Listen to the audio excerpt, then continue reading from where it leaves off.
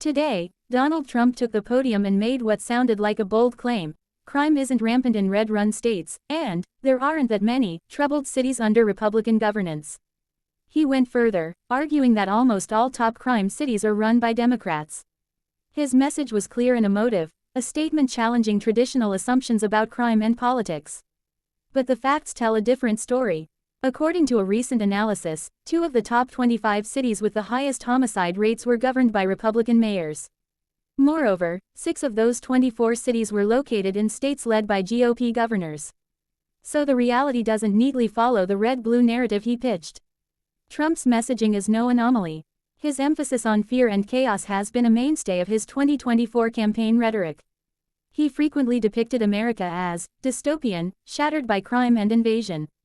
Cities like Washington, D.C. and San Francisco became poster children of collapse, once great, now unlivable, he said. He painted immigrants, especially undocumented ones, as vile animals, monsters, and predators, weaponizing fear as a political tool. In Washington, D.C., Trump's claims were especially fraught. He repeatedly asserted there hadn't been a single 7-day stretch without a homicide in years, a statement proved false by police data showing multiple such periods, including earlier in 2025. Fact-checkers and media outlets have discredited many of these claims. The Associated Press found that crime in the capital has actually dropped significantly, violent crime down 26% year-over-year, and overall violent crime at a 30-year low, with declines in homicides, armed carjackings, and weapon assaults. In another blow to Trump's narrative, federal investigators have launched probes into whether D.C. police leadership manipulated or reclassified crime data to downplay violence. The backdrop to this is a broader context. Violent crime in the U.S. surged during the pandemic, peaking in 2023, but has since declined across the board. Analysts from the feds to independent experts attribute the improvements to community-based crime prevention and infrastructure investment, even as preventive funding faced cuts under the Trump administration.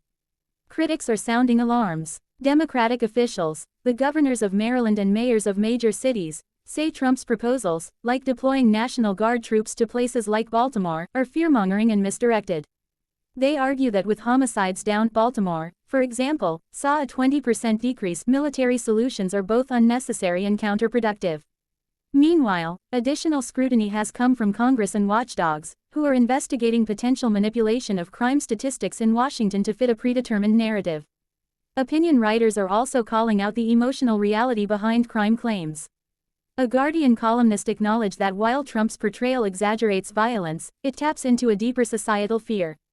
The public's sense of insecurity is near a 30-year high, shaped by sensational media, social media echo chambers, and a pervasive sense of disorder, not necessarily the actual crime numbers.